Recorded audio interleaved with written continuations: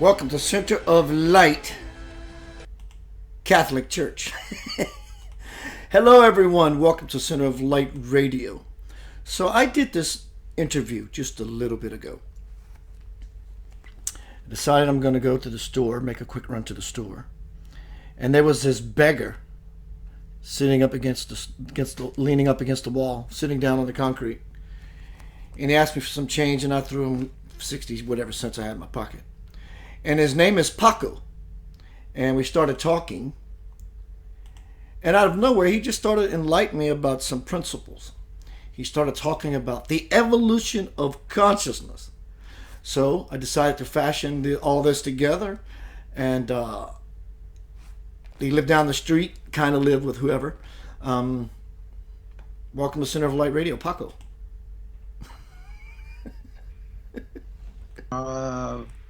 Microphone. So thank you for the 60 cents. That was fantastic. What did you buy with it? Some Vienna sausage? No, I bought a piano. It's right behind me. I got a good deal. Yeah. How are you, brother? Really good deal. I carried it in myself. Oh. How are you, my friend? I'm great. So I'm Brian Hardin, and we've done these interviews plenty of times, and always an interesting travel. We have no idea where we're going to go today, do we? Yeah. That's where the magic bus. That's the magic bus. We get on the bus full of magic, and we have no idea where we're going. I like what you got going behind you there. You got flowers and everything. I don't have any flowers. I just created an altar out of my table. Got all my deities on it, pictures of my family, my child. I have this generator sent to me by Robert. Thank you, Robert. I got fruit. I light my house. I imbue it. It's like a living altar. So thank you for acknowledging and recognizing the passion. Thank you, bro. Very, very much. Do you have any moving water in there? I don't, but thank you for that. That's a fantastic idea. I have a dripping sink. Well, that works. Yeah, well, it's movement. How are you, brother? Things are good? You staying busy like I know you are? Well, actually, I had the worst year of my life.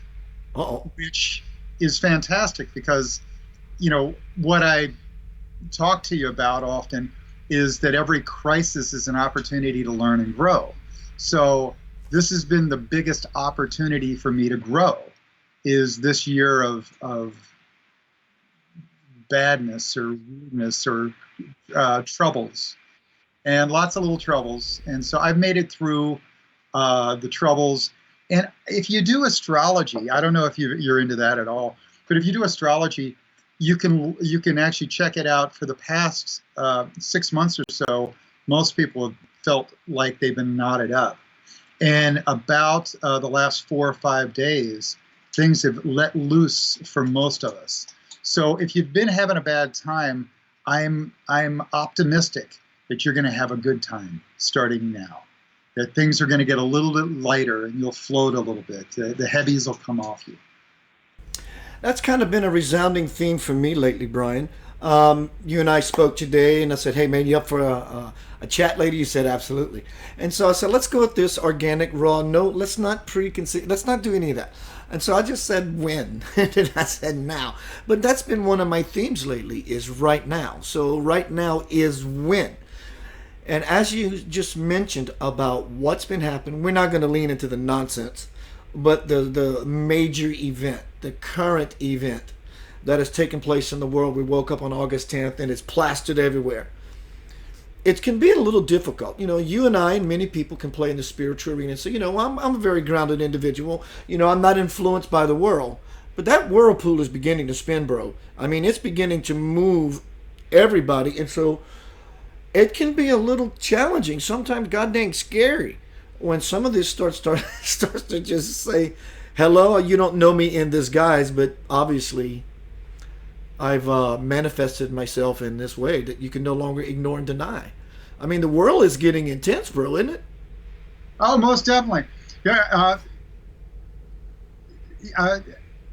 2012, they talked about the end of the world, and it was really the end of the world as we know it. And back then, I was actually connected in with a bunch of, like the Mayan high priest, Lakota chief, actually a couple different Lakota chiefs, the Hopi prophecy carrier. And here's what I got from all that is that 2012 thing wasn't necessarily exactly 2012. It might have actually ended up being more like 2020. And it actually, I don't remember which one, but somebody said that back then. I was also with the Naching Oracle.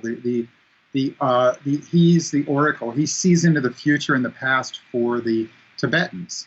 And same thing. I mean, they all talked that it wasn't specific to that time. It just began on that time necessarily. And who's to say that time itself was kept track of for millions or thousands or whatever, hundreds of years at least, in the exact time. So it might be that we're right now in 2012, if you know what I mean, that we're in that apocalypse. I've been saying Yeah. the clock needs to be recalibrated. And I don't mean the clock you see in your computer on your arm. I'm talking about what we call a length of time, a yard, an inch, a mile, a stretch of time, because I notice this, that in living where I do, the weather can always change. I get that. That's a variable included in my assessment. But winter is happening later. Summer is happening later. So things are somehow out of sync to where it's finally starting to catch up to where we're seeing the offness of things. And I absolutely agree with the definite possibility that we're living in a far further down the timeline than we think we are. You know, when they say apocalypse, the apocalypse, it's really, let me actually look this up. It's a Greek, it came from the Greek term, apocalypse. Can you spell it? The apocalypse, the actual term itself actually came from, it's not the end of the world or whatever. It's actually more like the new beginning again. Let's see if it says Greek. I don't know, but I do feel like all these changes. What we've talked about before is every crisis is an opportunity to learn and grow. So if you're having a bad time right now, just wait a while. It'll get a little bit better. You've had some really interesting bad times this past year too, haven't you? My life turned over 3 times in the air. How did you dig yourself out? I mean, what are some of the techniques for digging yourself out of those odd times? Just in life in general? Yeah. Do you meditate? I'm meditating right now. Seriously. I when I first started, like many of us, we'd go into the Om, and we're serious about that shit, and I love it. And in fact, last night I did a real good one, which I haven't done in a long time.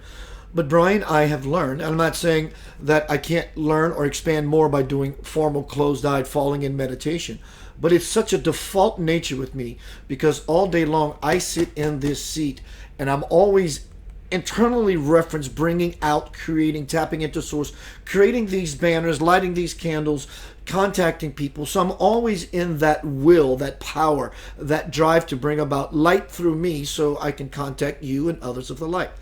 But how do I get out of those car accidents in life? When life comes crashing like a car accident. One, often I'm always okay. In fact, often I don't even budge. It doesn't affect me. Sometimes it pulls me into it, then I'm like, whew, and I'm done with it. And then sometimes it pulls me into it, and I have to look at it, I have to smell it, I have to taste it, I have to rub it, I have to play with it a little bit, and then say, I'm going to do my best to be done with you as soon as possible. But I'm diligent. I'm passionate. I'm very sincere that just because I'm putting it on the shelf doesn't mean every morning when I wake up out of bed that I don't see it saying, good morning, Keith. Don't forget that I'm here. So I'm always diligent about chiseling away at my spiritual David. What about you, sir? So, do you have a morning routine that works with that? Like when you wake up, are you like the little puppy or the little dog that just, hey, it's a great day. Every day is a great day. Are you that way naturally now? And how did you get there? Wanting it, the it. I want the it. Whatever that it is, that is the highest possible experience for the human being. That's what I want. When I wake up in the morning and I come to the room after a night of soul travel, I literally sit on the edge of my bed, put my feet on the floor, and I say, Yanava. As I place my feet upon this floor, as I plant my feet upon this floor, plant yourself inside of me forevermore. Whew. And I get up, and like that little puppy dog in the window, my tail's wagging, like a kid in the candy store, I want some spiritual sweets. And I can't wait to fire up my computer, sit down, see what life is moving as a reflection in my conscious stream via the Facebook stream. Facebook blesses me. It blesses me. I get to connect with beautiful people, which is my life. And so after my initial, the greeting of my day, I'm ready to play. I'm just ready to play. That's it. That's my discipline. I'm disciplined to having fun. I got to spend a little time with some, spiritually high people, and it wasn't that they have bad times, or they don't have bad times. It wasn't that they don't have bad times. It's that they're dipped down into that bizarre bad feeling only happens momentarily for a millisecond or whatever, and they bounce back up. Like Dalai Lama probably feels every bash to Tibet. He probably feels everything, and You can bet on that. if you know what I mean. Totally. And you do too with your life. You feel the bashes, but then you realize that, like an eagle, your power is to not just be digging a hole and crawling in it. An eagle doesn't do well inside of a hole, you know. And Yeah, the so, intention should be loft, being aloft, being in flight, soaring, being high, being up metaphorically. How do you do it, brother? What is your way of lightning strikes, right? all right. So I had a year ago. I was doing really great. I was riding the horse and doing great, if you know what I mean, to where things were just flowing naturally. I felt like I had my armor on. I was on purpose. I was actually doing creative things. And a family situation, life situation hit me upside the head and took me in a direction I wasn't ready for. And, um, I feel like all of us are going into a storm we don't even know, we can't even see. We're all headed into a storm, even if you don't know it right now. There's a storm coming for you, and I didn't know the storm was coming. And even if I would have been prepared for it, I was probably as prepared for it as anyone could possibly be. I had been meditating as much as 2 hours per day. I was in this clear, open-hearted, happy space. But all this life hit me in a way that knocked me off my center. And it was like that spinning top. If you take a big chunk out of the spinning top, it's going to wobble. And I wasn't whole, I was wobbling. And so I wobbled for about the last year. And I've been wobbling. So now I've gotten my center back and my top is spinning better, but I still have not gotten to return to that meditation of an hour or even two per day, or like you, making life the meditation. So it's a practice. I mean, sure, you can say, yeah, I learned compassion, years ago. Oh yeah, I know that lesson. Well, it'll hit you again. Life is kind of like this funny little cycle. You get this lesson, then you get this lesson and this lesson. They keep going around and around. And eventually you come back and you get this lesson again, and you get this lesson again, and you keep going. And it's cycles. And, with astrology, they say Saturn return. Every 28 years or so, Saturn comes back to where you were. So if you're about 28 years old, it's like you get a whole new life. Well, here I am, 55, coming up on 56, doing another Saturn return. I get to see myself in a new way. I get to have a whole another way of seeing myself. I get to be reborn again in another way. Now, this might happen for some people a little earlier than 28 years. But I'm having a whole new vision of myself. And at some point, I mean, I've had clear visions on my life, exactly what I want to do in life, and this is what I'm doing, and I'm on the path. Well, lately, my path is kind of misty. I don't know. And I feel the same as with you. Like, you've got so many talents and so much knowledge, and if someone plucked you out of there and said, do this, you'd be happy to do any one of your talents. And I'm the same way. But I have a vision that both of us are going to reinvent ourselves into something we can't even imagine at the moment. Do you feel that too? Yes, and because I am going on 56, that Well, means this is a 28th year for me. So, and you know what? That is very purposeful because of where I'm at, the things that are about to transpire in my physical world, my paths are opening up. This new book coming out with John Hutt Publishing, worldwide distribution. This is going to be a game changer for all. So, yes, so it's a new window that's opening for me. And so I'm happy to share that the same time with you, bro. cool. So I saw a little glimmer in your eye when I said the 28 years and the 56. You Yeah. went ding, And like that's where I'm at. today happens to be my 31st anniversary of getting into a Ryder truck from South Louisiana in 1998, moving to Memphis, Tennessee.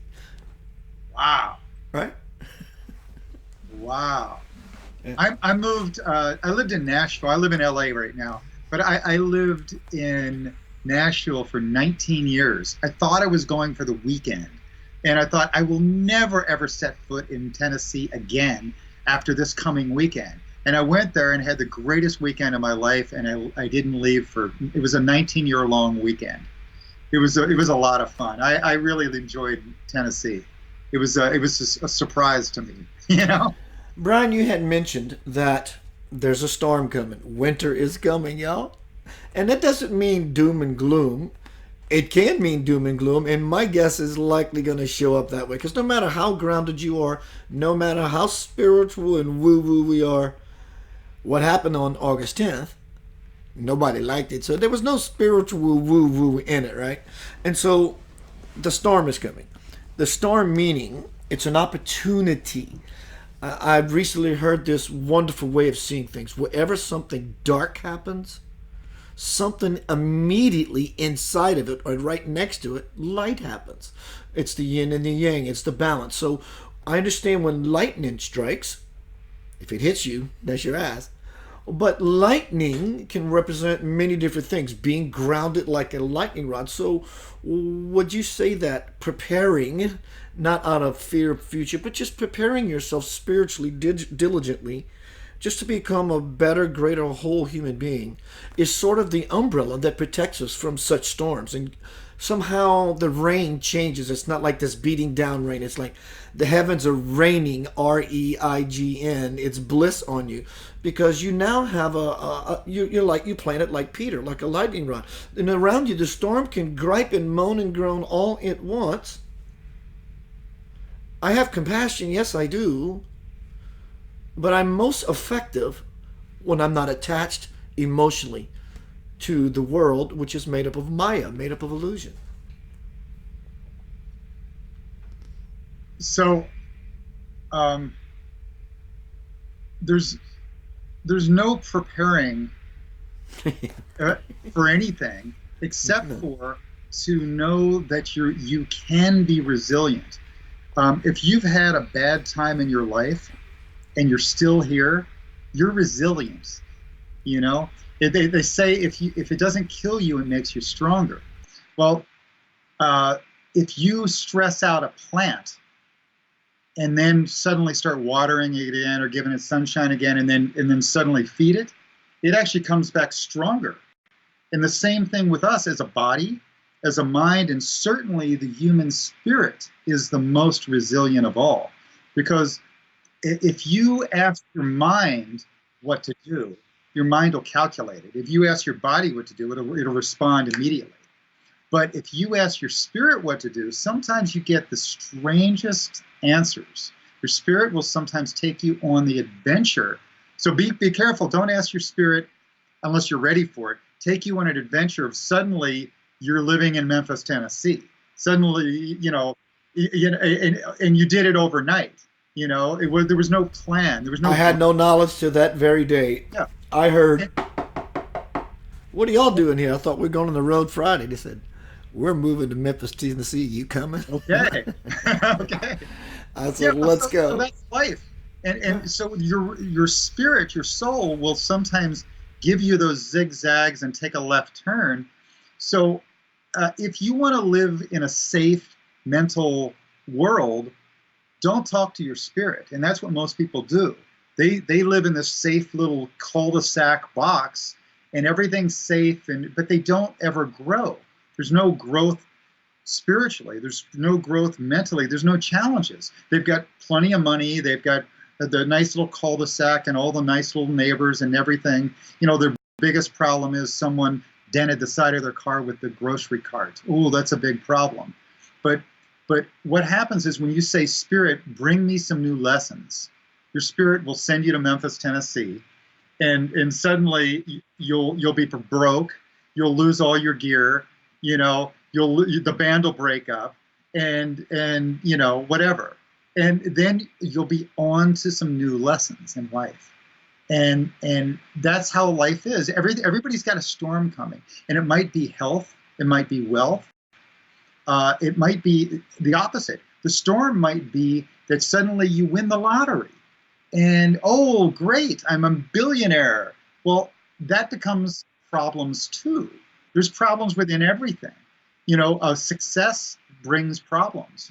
Becoming the star, becomes problems. And so you learn lessons from all that, all the change. So resilience is really the key, right? Yeah, it keeps us out of systematic belief and always into forever expansion mode. I mean, it's wisdom. At the time, it doesn't seem like wisdom. At the time, it seems like an aggravation, trouble, this or that. But because of such resilience that it breeds in everyone, in hindsight, it's simply, most people would say, I don't want to take that thing away from me that happened 24 years, 25, whatever years ago. That taught me something so powerfully amazing. In fact, it's so sacred, I don't even know if I can go revisit on the grounds of it. It has this new thing to it.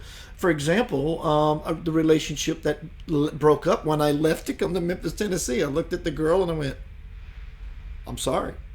And so that separation created something else. She was my transportation, my shelter, my food, my girlfriend. I was an aspiring musician, no money. But when I had to step out of that and move and live with my other guitar player, his grandmother, his parents, in a 2-bedroom house for 6 months. And then an apartment complex, a friend of mine, a guy that was a fellow guitar player we met, says, "You want a maintenance painting job?" I said, "Sure." After a couple of months, I got a free unit, a free apartment, and I started painting and punching tickets. And this was 20 some years ago? This was 31 years ago. 31 I was 24 years old. No, so the lessons you learned 31 years ago, have you relearned some of those again in the last 3 years? I'm still learning it. No, because, the 28-year cycle thing, I wonder if you're coming back around to some of those same lessons you had when you first got there. Like, Let me rewind that while we dialogue. Absolutely. Let me rewind. That's a great question.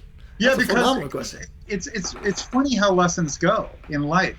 They if you study the Kabbalah, there's a pathway you build up. What is it, 32 pathways or whatever? You build up and then you tear it down. And I wonder how that coincides with the cycles of that 28 years too, and if it's in rhythm. If you study the Mayan calendar isn't just one calendar; it's all these different cycles together. Like for instance, part of their calendar, I think there's like 20 or 30 different parts to their calendar. One of their part of their calendar is tracking the moon. And if you were to take a look at the moon, it comes full every 28 days. That's why we call women the moon cycle. Every 28 days they have their period. And so with that 28 days, if you multiply 28 times 13 months, or 13 full moons in a year, you'll end up with 364. So if you have 364 days in a year, then there's one day that's sort of the reset day. Some people call that the day out of time. And that happened somewhere in the middle of July, I believe. But anyway, every 28 days, so our calendar, if our calendar itself was more connected to nature, it would be every 28 days we would have that cycle. Every 28 days. Well, 28, you calling it a cycle, yeah. A return, 28, 2 and 8 is 1. 2 and 8 is 10, which comes to a 1. So in this way, 28 is some sort of completion idea, or back full circle, or back to basics. Well, with the moon, it's a full moon every 28 days, right? And so have you ever wondered why we have 7 days in a week? And we have sun day, Monday, moon day, and so on. Well, we have this, the moon day really should be, what we're following. And every 28 days we have the new full moon day. And 7 days in a week is quarter moon, half moon, 3/4 moon, then full moon. You feel it? Yeah. So every 28 days. So that's why we have 7 days in a week. Brian, do you feel the effects? Do you feel that time itself, meaning present, like just 24 hours in a day? For me, it seems like 24 hours lasts longer some days, and some days it lasts not as long. And I don't mean, well, that's very gray, Keith, so you're having a normal, moody, fluctuating day. No, I mean as a spiritualist who's learned to expand himself. It's like time itself is beginning to wobble, part of that storm where there's such fluctuations of energy from the micro to the micro on every possible level. But I tell you, what is strange and more true for me, other than the fact that time lasts longer or not as long, is when I have a full day of doing my creative work, talking with you, creating banners, writing a new book, building some stuff to my website, just that stuff that I do, I swear to you, I can pack 24 plus hours of work in a matter of 3 or 4 hours. And I don't mean because I'm really busting my ass. Well, you did a great day's work. You just got a lot of done in a short. No, no, no, no, no. The energy that is imbued in what I'm doing truly opens up this window to where I'm actually doing it in 4 hours than would have taken me 8. It's like my joy, my passion, and using my will and my heart as the gate to get in there and do this thing that is my love erases some of this time sequence. And I'm just in my meditation. I'm typing, and somebody chimed in, and I'm in this zone. I'm in this dance, and it's like time begins to disappear from me. Do you feel that as an experience for yourself when you're mixing or whatever it is you're doing?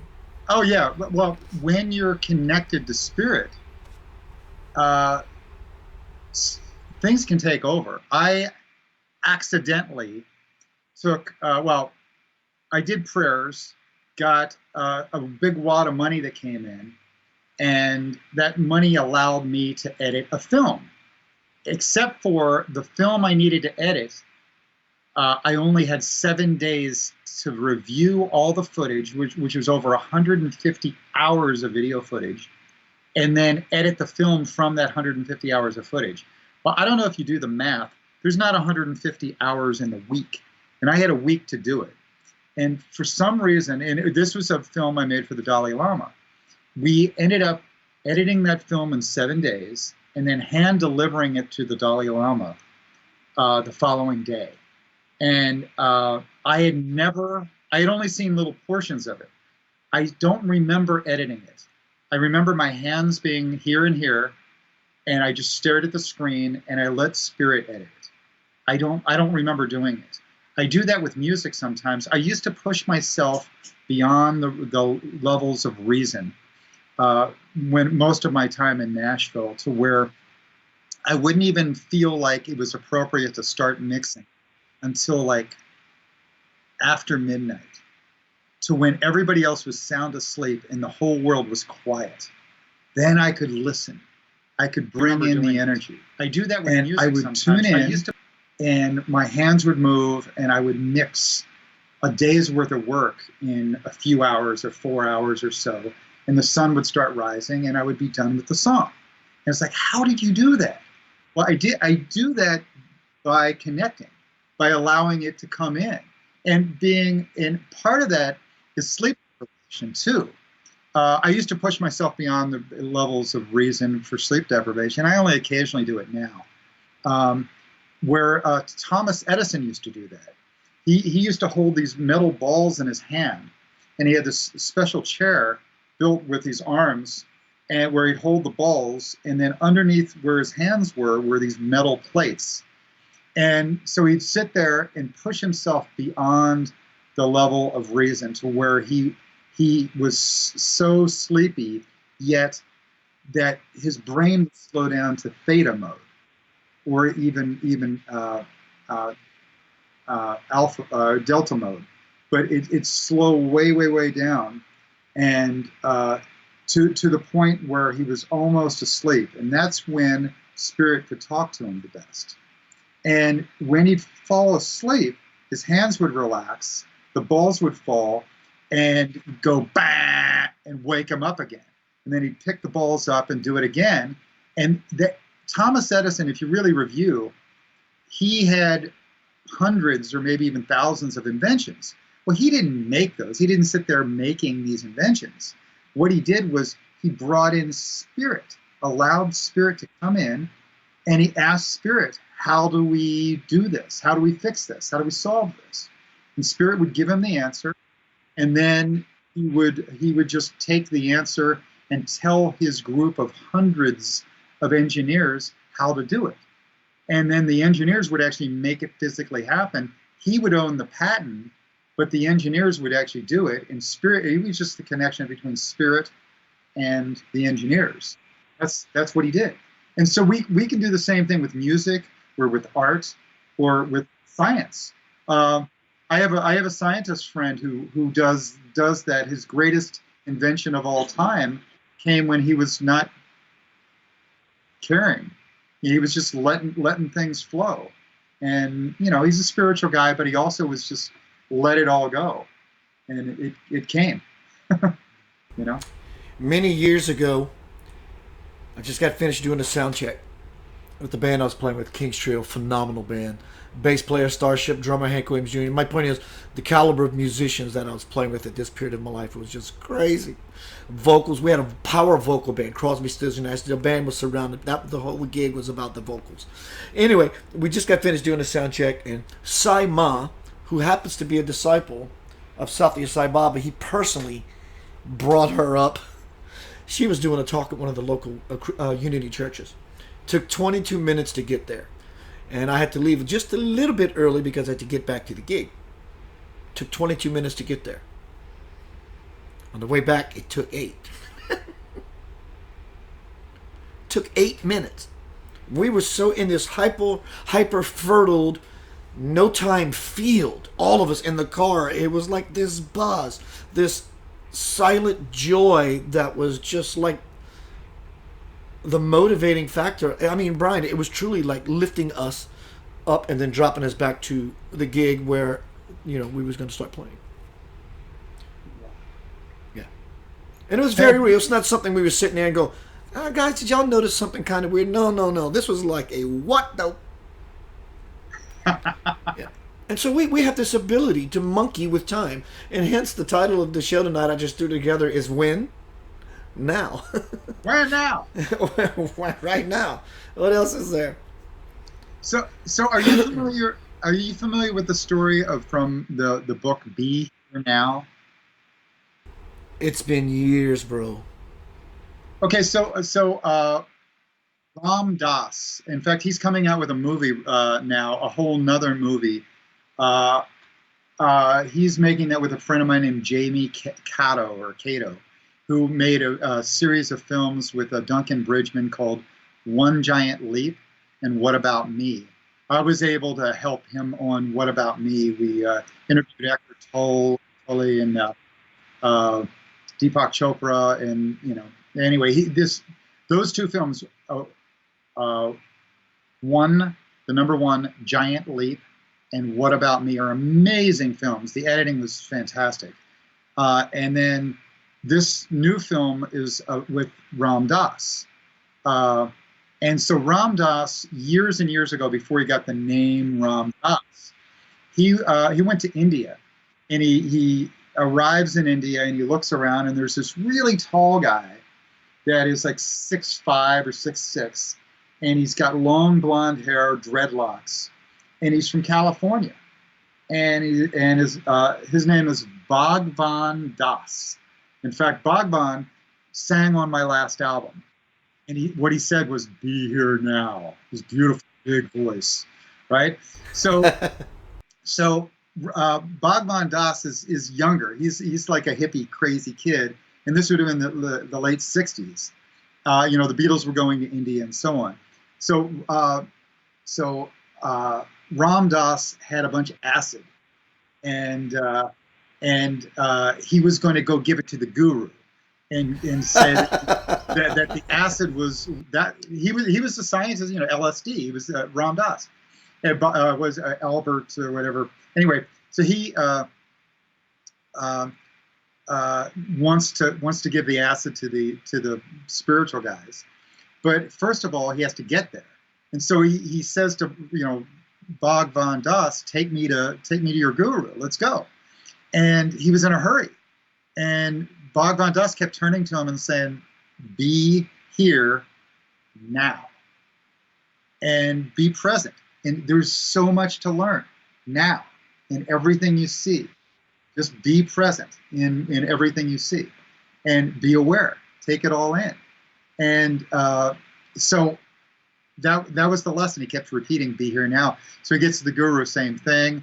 My understanding was they gave the guru all the acid, and the guru just ate it all and said, "What?"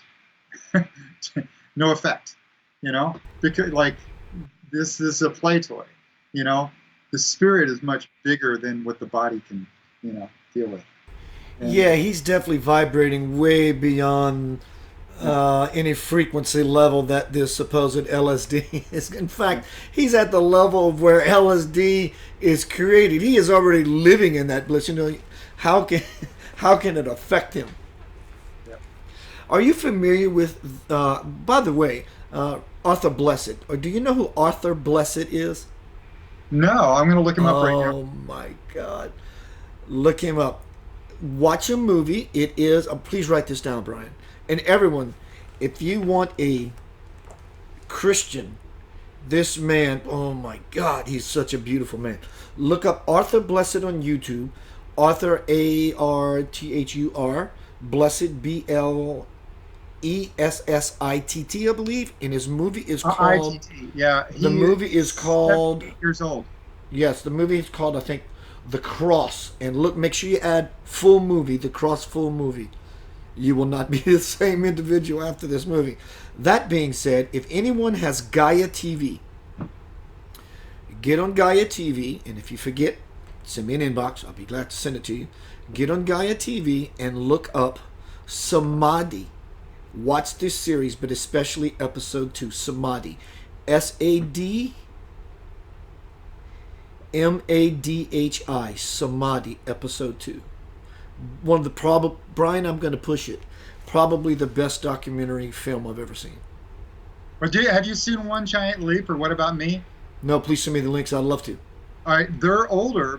What happened was the guy who financed Bob Marley, Chris Blackwell, is the one who financed these films, and they're amazing. Just shocking how deep they get. Yeah, and they're fast. Like they're all music videos. What happened was they traveled the world, and they had some dance music, and a laptop and some microphones, and they'd go to these different places, and they had a little camera, and they'd be in this little place, and they'd say, "Where are the spiritual people?" And they'd interview the spiritual people about whatever subject matter. It might be the mask that we wear. It might be love. It might be compassion. And so they pick a subject for each song, and they'd interview certain people about certain things. And then they came back and they went around the world, and they brought back all the video footage, and they mixed the music that they got in each area, because they would take this dance music and record all the local bands and singers and rappers and whatever, and then they'd do the spiritual people, and they mixed the spiritual people from around the world with all the music from around the world, and then they had some stars come on, like Michael Stipe from and then REM. REM. And then Arrested Development, Preach is this guy. Bono was on there. But anyway, there's a bunch of great artists that were all part of this recording. The Police, and anyway, but all part of this beautiful recording, and it's edited together as amazing music videos. So each song ends up being about 10 minutes long, and it'll be an instrumental track where you see all these people from around the world playing their unique instrument. And then you'll hear a singer from around the world sing, and then another one from a different part of the world, and so on. And then it'll break back down into instrumental, and a preacher will preach over it, or a spiritual guru, or a homeless person, or a rebel, or freak, or whatever, artist, whatever. So where do we find these? Is YouTube Watch or?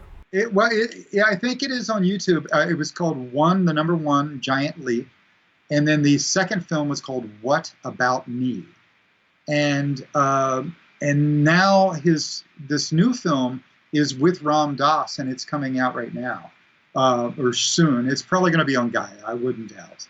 I'll check it out here in a minute. Hey, have you looked at the stars lately? I have not. You know what happened the last 2 days? Last night was the pinnacle, and it's still going tonight, but they call it the Perseid. Oh, is there meteorites this time? It's a meteorite. Yes. Yeah, and so it's incredible because that is the big, it's the big time to see all the meteorites. So if you have a really cool, awesome camera, you can set it up for like a 10-second duration and get some of those things, or 30-second duration, and get these beautiful skies. Do you do that? And the falling stars. Oh yeah, I've done it. I've done it. See? I did try to do it 2 nights ago, but it was cloudy here in LA. It's cloudy here right now, so I don't know. I'd have to probably go out to the desert. Is there a full moon tonight? Almost, right? There's almost a full moon tonight. Don't know. Listening audience, is there a full moon tonight? If so, give me an exclamation point. I'm seeing it right now. It's almost full. I have this amazing plant outside. I don't know what it's called. It's kind of a strange, ugly-looking plant, but and it does all these weird little shapes. And you think it's just some ugly, goofy plant, but one time every month, on the full moon, a flower comes out in the middle of the night. A flower comes out and blooms full in the middle of the night, and then goes away and dies. And it's right outside here. And I saw that it's almost ready to go. So maybe in the middle of the night here, I'll call you back and take a photo of it. It's pretty cool. My brother, Robert Harrison, he's gifting me with all these wonderful things, and I love him for it. He's very generous. He's sending me 200 seeds of these dove plants. They're Japanese, Oriental, and these 2 plants, when it blooms, it looks like 2 monks. When it begins to sprout, it looks like 2 monks. But when it blooms, it looks like a dove. It's amazing. Robert, if you can post a link or drop a picture in here of that would just be really, really cool. I think they're common in Los Angeles. Really? Typically, I think it's white and got these little purple tinges on it. Yeah, the moon is almost full. I think it's 92% full right now. I don't know if it is technically the full moon, but I don't think the plant cares. Brian, let me take a short pause to refill my glass of water and just take a break. I'm kind of sweaty. I turn off my air conditioner because it rumbles this microphone. We're going to play a song. I'm going to be right back. Everyone hanging out with my brother, Mr. Brian Hardin. What you got, my bro? I'm going to feed the cat. Feed the cat. Enjoy some Lavender Soul. We're going to be right back. Let's see what we got Lavender Soul-wise. How about What Am I Looking For? Everyone's looking for something.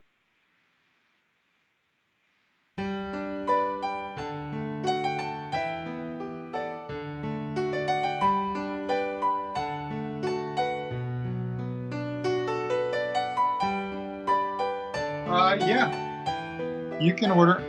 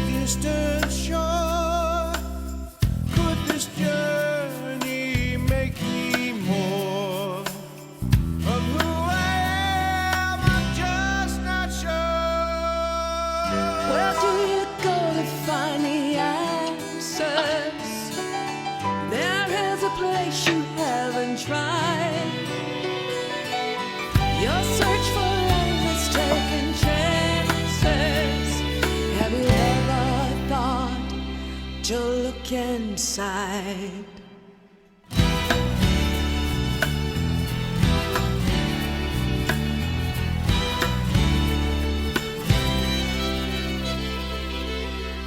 What am I hoping for?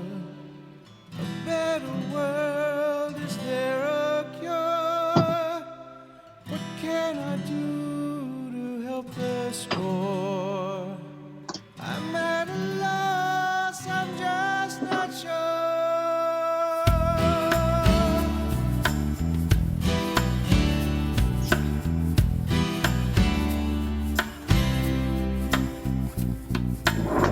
What am I praying for?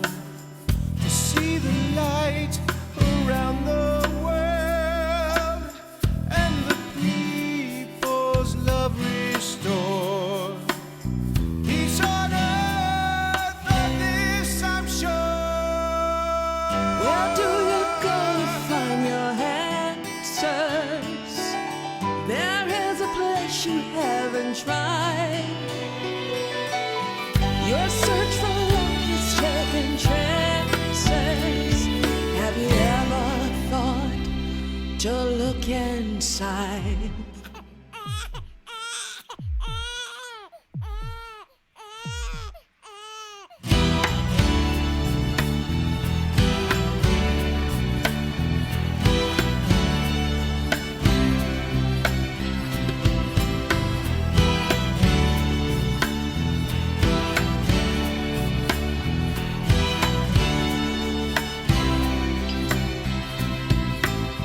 Where do you go to find your answers? There is a place you haven't tried. Your search for love is taking chances. Have you ever thought to look inside? You hold the key to find your answers. I am the door you have not tried. Never again taking chances. Open your heart and walk inside. Walk inside. This is fine. We can just share it.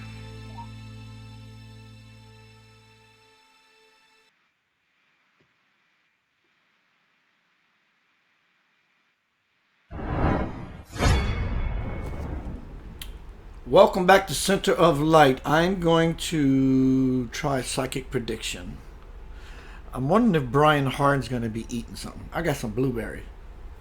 But Brian Hardin and I are hanging out tonight doing what two guys, sexy guys, our age, would do. Would sit in the bar. We're in a spiritual bar, the celestial bar. Having a couple of drinks, talking spiritual stuff back and forth. Having a blast. But before I get back to my broham sandwich, Mr. Brian Hardin, for those who like tomatoes, I'm sponsored by Aldi's. These tomatoes, Artisan Series on the vine. Hello. I can't stop eating them. Can't stop eating them. What you eating, bro? Are you eating cereal? Of some sort? It was actually quinoa, and that was a prop, but it was quinoa. It was we're ordering fish tacos right now. Wonderful. So hey, a couple things. I told you at first something about apocalypse and what that is. The Greek meaning revelation is a Greek. Apocalypse is a Greek word meaning revelation, reveal, revelation. It's an unveiling or unfolding of things that are not previously known and which could not be known apart from the unveiling.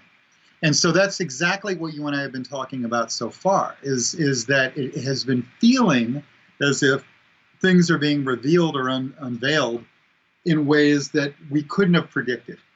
Well, according to this, we are living in that time. Not that Yeah. there's a finality and the world's gonna, but this is we are living in that time where the Bible even says, a lot of scripture says that in the end times things never known will reveal themselves. Right will be wrong and wrong will be right.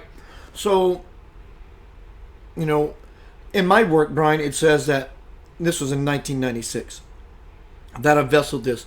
Soon a time, and this is not present day, soon a time is going to come when it will become mandatory for everyone to re-examine the enigma of God and what they think to be divine. That's happening. Do you see that happening for you around the world and as you look out and about? Oh, most definitely. And in order to make a change in your life or for anyone, or particularly a society to make a change, you or your family or your neighborhood or your town or your state or the country or the whole world, no matter what it is, we have to be sick and tired of being sick and tired in order to make a change. So if you're not sick and tired of the way our world is run, the way we treat nature, the way we treat each other with war, the way we treat governments, we treat divide and conquer. All this is such a wreck that if you're not sick and tired of it yet, you're not paying attention. I've been sick and tired of it for quite a while. In fact, that's probably the biggest reason I moved to Los Angeles, because I felt as if, or my spirit felt, as if I needed to come here and do prayers here. I needed to come here and see if I could help inspire, influence, or change or imbue something that might help. So I find it actually easier to hide out in LA than I did in Nashville. When I lived in Nashville, Nashville was a small enough town that I would go out to eat and I would know 10 or 30 people in the restaurant, or go out to a bar and I knew everybody, and here you can go to a restaurant and know no one. You can walk around all day and know no one because there's 14 million people. So you can be anonymous here, and it forces you to find another level of yourself, and you can observe society really well here, because I can go to Santa Monica 3rd Street Promenade, and everybody from all around the world comes there for vacation, and so there's the 3rd Street Promenade is just loaded with people from all around the world. And they're all there having a fantastic time. Some of them have burqas on. Some of them, are, thugs and rappers and homeless people. Some of them are students, youth, old people, all there mixing together from all around the world. And everybody's having a good time for the most part. And they're there to have an experience. And to me, that's my version of the world, is to see all those people, all those energies, they're seeking a good time and all being there in peace. And so I would love, my vision of the world is that we're all at peace and we're all helping each other out. And I years ago, I actually asked a whole group of people, and it was my common question: if you could change the world, how would you do it? And most common was, the answer was, I would get rid of money. And that was the solution for how to change the world, was to get rid of money. And if you look back at Buckminster Fuller, that was his vision, is that instead of being connected to 40 hours a week of drudgery, to where you're working, and coming home and exhausted, and then just going back to work again and doing that for 40 hours a week, and then barely getting a weekend. We should be spending that 40 hours a week on spiritual matters, on enlightening ourselves and making peace with each other and so on, and that we should let the computers, we should let the robots and so on grow our food, deliver our food. We should let solar power, wind, geothermal give us free energy. We should. That was his vision 40 to 60 years ago, and that we were going to do that. Society could do that even back then. And society could do it now. That we don't need war. We don't need oil-based economy. We don't need being indebted in this. If you know what fractional reserve banking is, it's bizarre, and we're enslaved to these monetary systems and so on. And when you look at this big picture, there's a few rich people that keep getting richer, richer, richer, richer, and the poor keep getting poorer. And it's called economic disparity. It's the difference between the few rich and the few poor. And all this bank bailout and the incentives for the billionaires, the last few years has just made it even worse. Like the Walton family, they make like $70,000 a minute. A minute. Wow. and was that like 4 million a day? It's insane. I don't even know. But anyway, whatever it is, it's I can't even wrap my head around it. And so we've got the richest few. There's like 4 men who have the same wealth in the world. 4 of the richest men in the world. Maybe it's 6, maybe it's 4, but it's not many. Have the same wealth as half of the world. Half the world.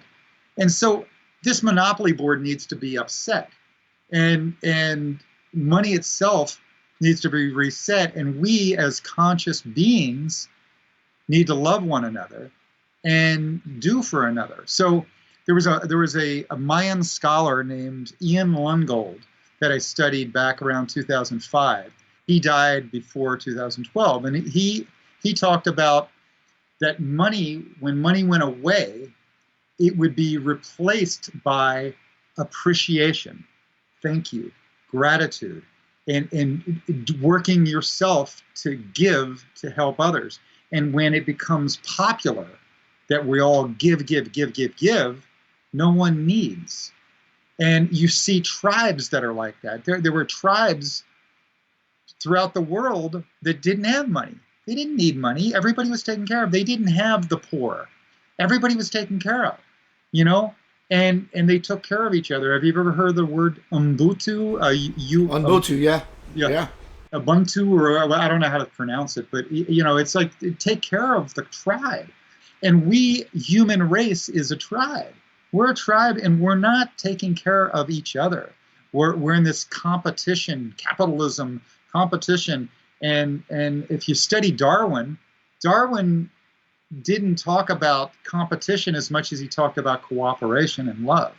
It's been misrepresented and misunderstood. There's a guy named Tom Shadyac. Have you ever seen Tom? He made the film I Am. Yeah. And Ace Ventura. He just did a movie here in Memphis called Brown.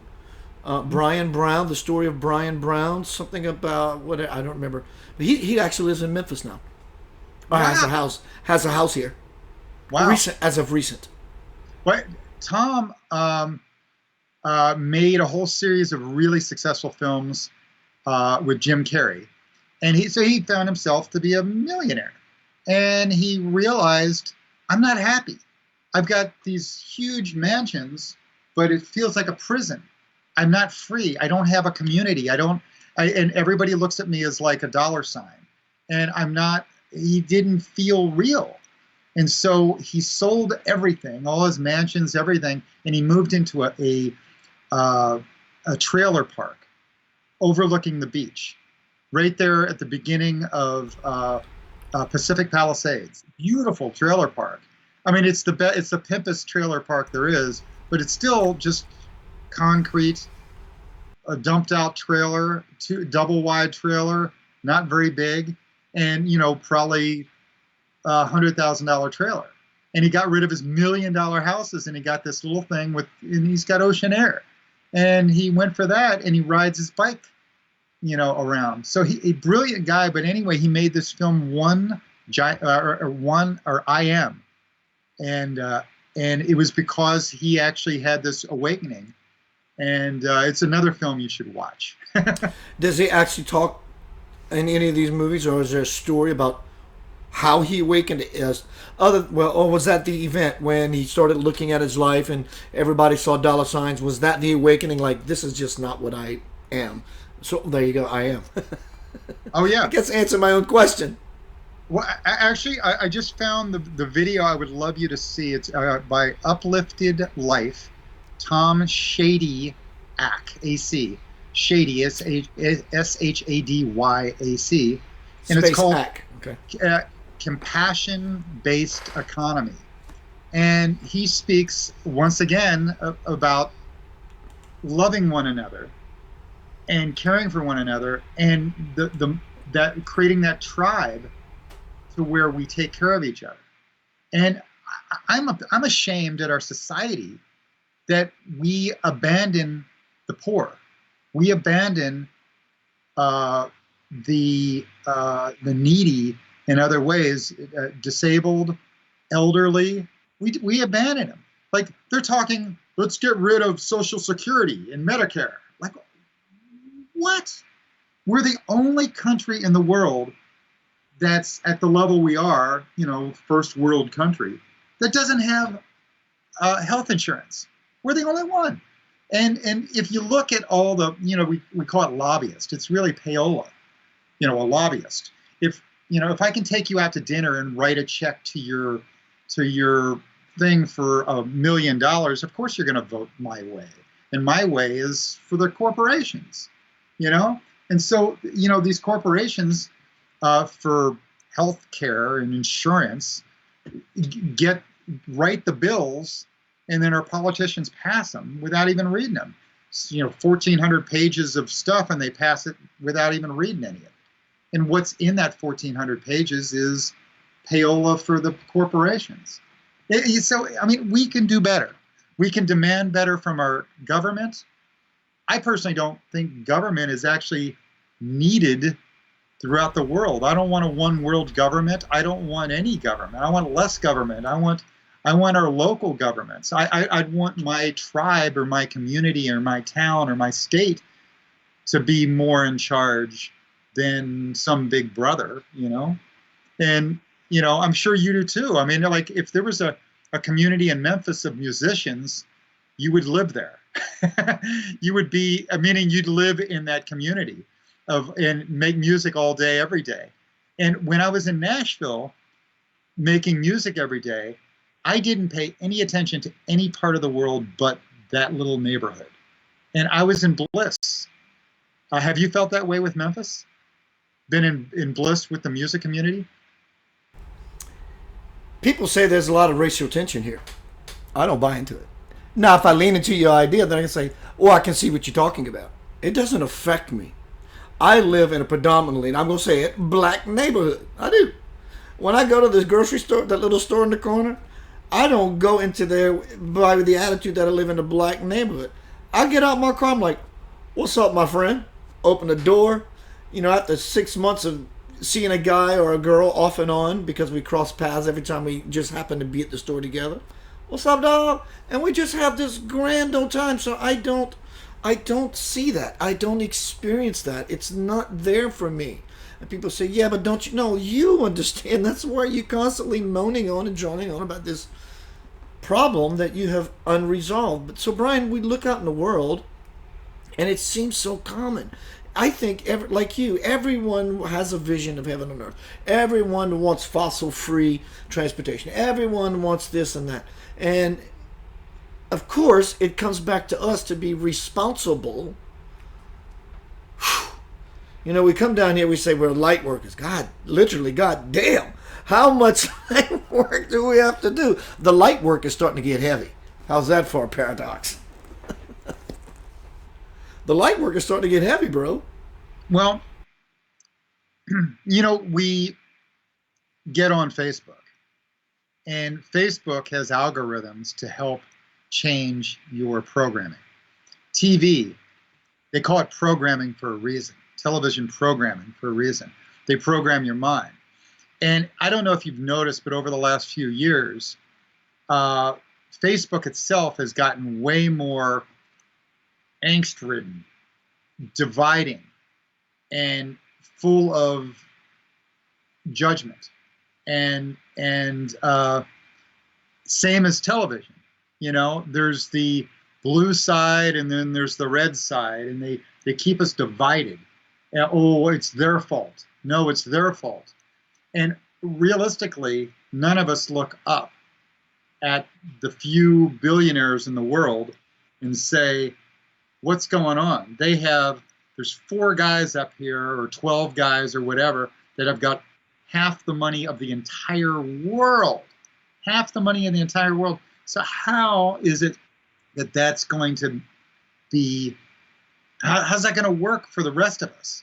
We're all scavenging on things. And really, for those 4 people or 6 people or 12 people or whatever they are they happy? Are they full of love? Are they doing what's right for society? Is society just ripping itself apart over this money thing?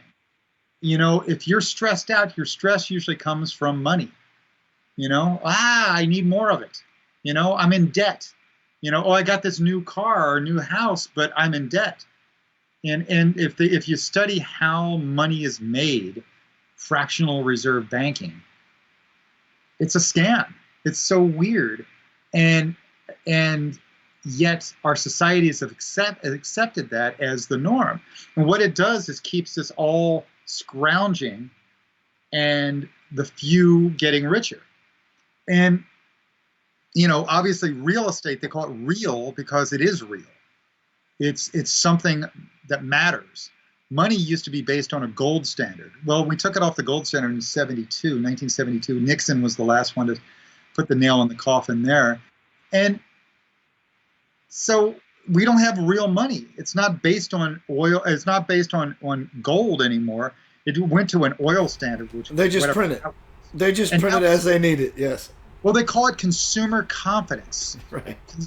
Whatever that is. And if you look at the world wanted to get off the U.S. dollar as the main thing, and they created a thing called BRICS. It was Brazil, Russia, India, China, and Southeast Asia. And so all this talk about Russia, that Russia and China want to get off the U.S. dollar. India too, and then Brazil. And so, you know, you'll see our conflicts related to the dollar, the oil, controlling assets of the world. It's all crashing. It's all coming down. Yeah. The Notre Dame Cathedral being burnt, it's coming down. The whole archetype of all that, it's collapsing. You know, and from The Divine Principle, my book, you were just talking about what is happening. Churches are being burnt. The Catholic Church is burning itself. This, that, and the other. But this is one passage from Prophecy of my book. It says, the true agenda of many governments and governmental figures worldwide will be brought to light. 1996 this was. The United States, the greatest country of all with the greatest form of government, will suffer a major breakdown. Its present legislative branch will collapse, and it will take many years to rebuild it. Because of this restoration process, many old guard politicians will be forced out. Your new lawmakers will not make law per se, but rather will introduce you to divine law and teach you how to fall into flow with it. The establishment of the divine order is commencing as I speak. What I see is happening. This is all just coming down like a house of cards. Castles in the air. They're all just beginning to fall. And it seems like, and I talked about this in one of my cave presentations, that we have only got 2 choices. We got to do this one or that one. And I'm saying that's noise. Yes, the rich are getting richer and the poor are getting poor. And your heart pours out in compassion to those who are truly suffering, in need, rather. And then, of course, we grumble and we're the bear toward the people are getting rich. That's not the way either. When we move that aside, let it divide itself. Of course, we want our brothers and sisters to go up the ladder with us and whoever the us are. We can't make them do that. So what happens is the meek becomes birthed through the crack. It's that, how many times you walk down a sidewalk and there's a crack and some little flower is growing out of the crack on the sidewalk. That is what's happening. So for me, what is being revealed is the new way. Here you go, Brian, new ways. It's the new way. It's not the this and it's not the that. It's not the blue. It's not the red. It's not forcing everything to a round hole, a square peg. And it's not beating things to death. And it's not being all spiritually woo-woo. I mean, I like spiritual woo-woo. It's fun. I play in an arena of fun. But I think there's a third component, Brian, that's happening. And no one could see it because we don't know it exists. We think it's either that or that. So when we get quiet enough, who is this quiet me that is experiencing the this and the that? That's the third component. That's where the phoenix begins to rise. And when we tilt the scale to 51%, everyone's taken care of. Everyone is fed. Everyone is seen. Everyone becomes visible. Everyone becomes acknowledged as an integral piece of the whole divine pie. You said 51%, but they've supposedly it's some level a whole lot less than that. A whole lot less, yeah. It's like the 100th Monkey. Have you ever read that book? Oh yeah. Ken Keyes, and that, but it is a collective consciousness. What happens is, with the 100th Monkey theory, what happened was this group of monkeys learned something new, and they were isolated on their own island. When they learned something new, that it just was a couple monkeys at first, and when they learned something new, at some point, when they got like 6 or 8 or 10, a certain percentage of that island, it not only spread immediately to the rest of the globally. Monkeys learned it almost overnight. But what happened was it jumped from that island to other islands, and it became consciousness for that animal. So our animals are actually getting more conscious now. We are getting more conscious. Our plants are getting more. So they're tuning into the light, to the energy. Well, if we look out, if we liken what you just said, sir, to the 100th monkey. This applies on a human level. It applies on every level. If you look out into nature and you see a flock of starlings flying, how can they do what they're doing so gracefully, so poetically, in such sync that these starlings, they just move? And look at schools of fish in the ocean, how fast they can move. Well, you may say, well, they're because they have a higher metabolism, their awareness is a little keener. Okay, I'll give you that. But there is a soul, there's an oversoul that governs these fish, that governs these starlings, that governs the monkeys, that governs the human monkey. So there's this soul, once it begins to be tapped into in the earth, like you said, Brian, it only takes a certain amount to get that momentum going, and it starts to increase and exponentiate and build up. Once that begins to happen, the soul says, all right, now we can deliver the message to the flock because everybody's starting to get on board. Otherwise, spirit cannot intervene. My friend from the chat room, Lincoln, asked a really good question.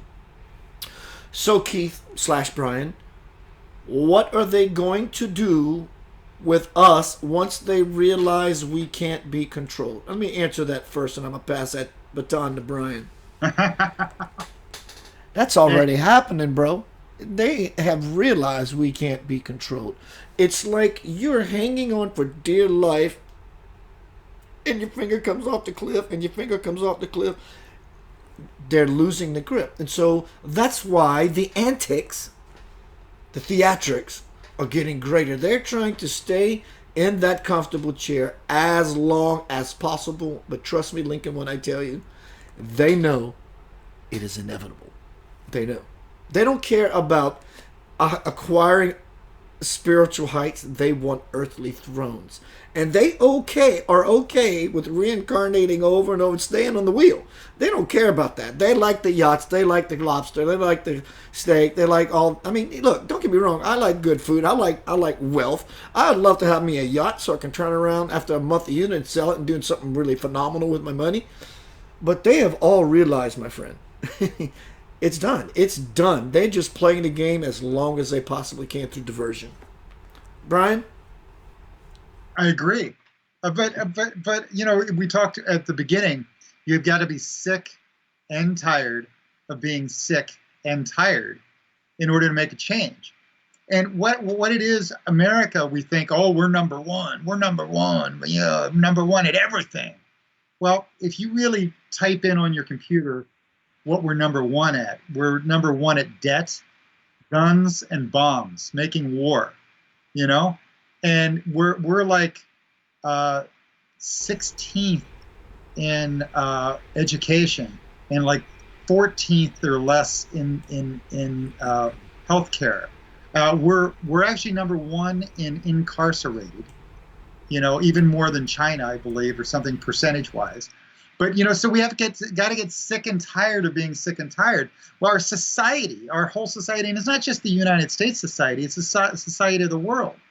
And it's the richest few. And believe me, those richest few are everywhere. Like you see that all these countries, all these great companies have moved out to other countries, getting tax rebates and whatever freedoms and protection.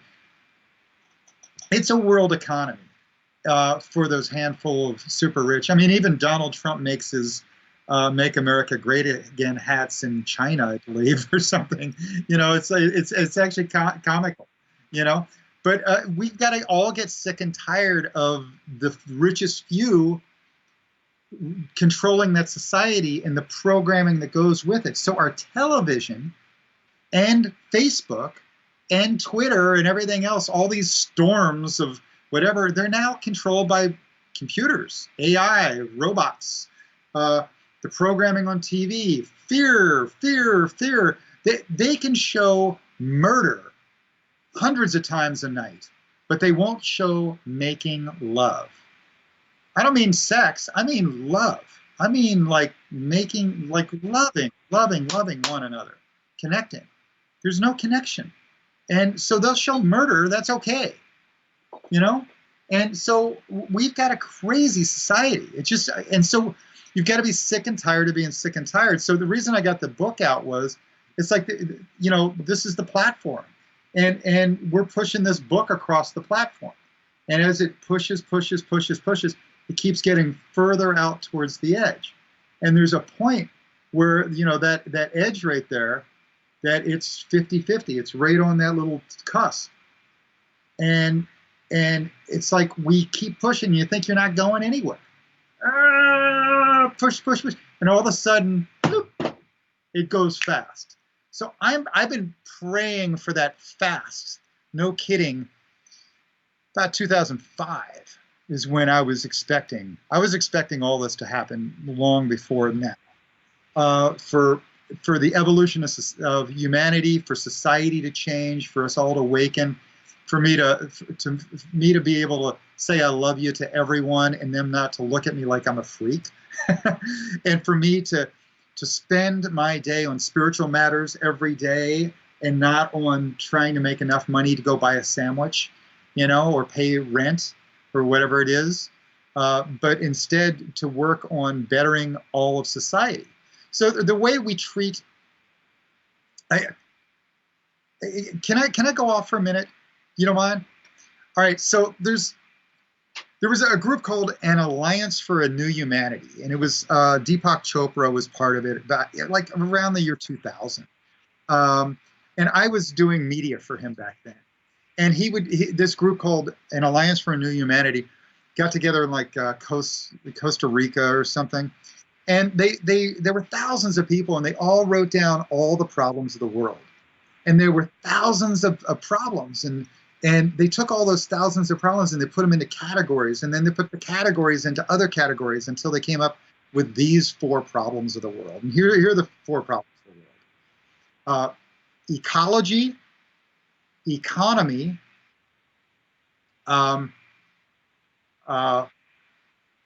isms, which is like personal preferences, and war. And there's no particular order of all this. So let me go over what those are. So we just talked a little bit about money, economy. That we're setting our entire society is based on this fractional reserve banking and this imaginary money that actually doesn't have any value. There's nothing behind that. There's no gold. It's just consumer confidence. So with that, we're in this system that is expecting infinite debt. Infinite debt. It's based on infinite debt. So they take imaginary money and they make more of it and give it to you, and then you have to pay the debt on that imaginary money. And things always change to where like $1 today is worth more than $1 tomorrow. That's one of the laws. That dollar always devalues itself, and as the economy grows, trillions and like we're trillions of dollars in debt, and who are we in debt to? The world is trillions and trillions and trillions, but who are they in debt to? No one. It's just the way the system is built, fractional reserve banking, and it's just going up exponentially to where it's going to get ludicrous, you know. And so economy is number one. We'll count that number one. Number two is ecology. So we've got an economy that's based on infinite debt, and then we have this ecology that is a small little blue planet out there floating around, and it's only got so many trees and so much water on. In fact, all the water that was here during Jesus's time or the Egyptian time is still here. That's all we got. But instead we've multiplied so many more billions of people. We have 7 billion people, and we've destroyed the planet as far as the plants and the animals. I believe in the last 40 or 50 years, we've lost like 60% of all plants and animal species. That means the medicine that could have helped us, gone. You know, plants and animals gone. Every day, there's an insane amount of plants and animals that are extinct off the planet, and they're not coming back. No, and you know, Brian, people are waiting for something. They're waiting. They're waiting to be saved. They're not only they're waiting to be saved, they're waiting for something, an event to ease, something to save them. If you're waiting for an event, put your seatbelt on. There's a bunch of them coming. And what they're going to look like is they're going to look like alien craft. And they're going to look like little beings stepping out of them. And you will be told possibly that it's an invasion so you can stay away from cosmic knowledge. See, those people who fly around on those craft, people freak out. Oh my God, I saw a UFO last night. You don't hear many people talk about the passengers. They talk about the hardware craft. I'm interested in the people flying it, and they want to keep you away from that because they don't care if you believe in extraterrestrials. They know you believe in it. They don't want you to glean the knowledge about the technology.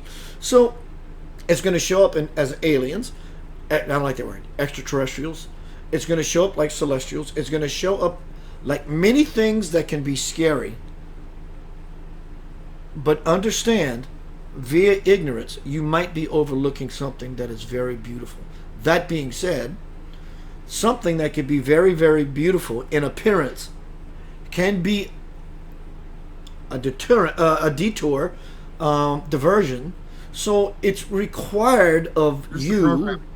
It's programmed. It requires a person to be quiet, completely silent. I don't have to like that thing, but that thing is there. My best ploy is to accept that it's there versus resisting it. Let me look at it fully. I know what you're made of. Okay, I see how you maneuver. Ah, I see your essence and what you're doing. Now you know how to engage yourself to best mold this new thing you're playing with, said event that may show up in your life, versus reacting. When you come from a space of clarity and stillness and being planted within yourself by knowing who and what you are. And I don't mean just, I know who I am. I'm talking about, just during that breath right there, I feel the power of God move in me. Dear Lord, when you can increase that awareness, that simple breath, make your daily life a meditation of always wanting to be submersed in samadhi, in the cave of who you are, because you have to dive with the leap of faith into the void, into the abyss. It's the only way you can cross the threshold into the heavenly realms. No one's going to take you out of hell. You have to go through hell, your fire yourself, to allow those aspects of yourself. One moment. Is it here? Is it here? You have to go through hell, emotional hell, to change the situation. Exactly like living or moving into a cave.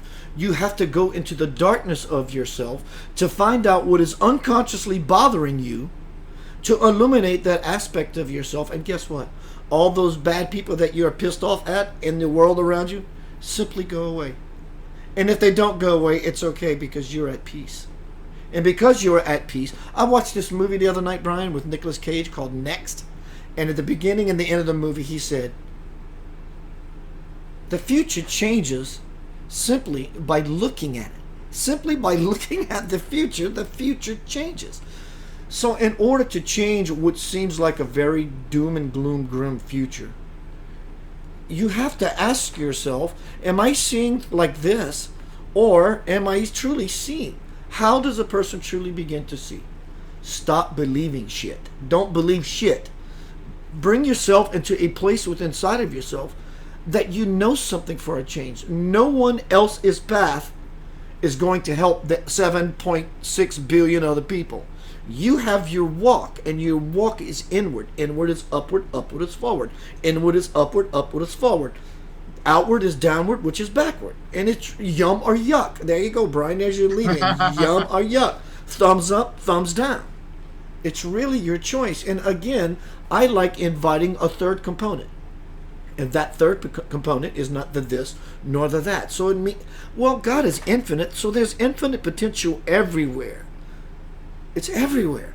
And so as you illuminate and become conscious, yes, there's a lot of trouble in Washington. Yes, there's a lot of starving people in the world. I have compassion for that. But if I start fighting against the very thing I'm standing for, I'm the one that actually brings down the vision myself by being ignorant. It's yum or yuck. Brian, yum or yuck? Exactly. It's a choice. And every breath, and every moment. You want to focus on the positive or the negative? Yum or yuck. So it takes just as much energy to put all your energy into building yourself as it does to destroy yourself. And so every act of creation is actually an act of destruction, and every act of destruction is an act of creation. It's the yin and yang, you know? And so so many of us have been into destroying ourselves and dragging ourselves down, or taking others down because we feel bad. It makes us feel good to take others down. And that's an ignorant way to be, ignoring your spirit. So you know what you were talking about really wasn't it. You were saying two choices. And then there's a third. Well, for me, the choice is body, the physical, the mind, the ego, and then the spirit. And the mind thinks. Oh, I am what I think. We were taught. You are what you think. You are what you think. You think. You think. You be smarter. Get good A's. You'll get a good job, right?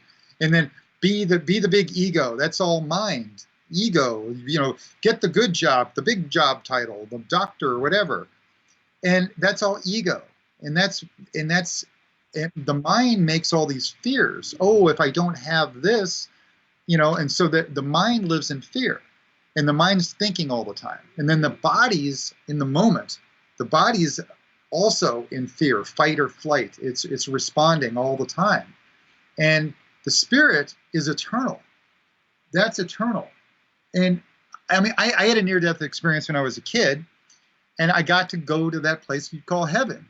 And what I know very clearly is spirit is eternal. That this body is temporary. It goes back to being worm food.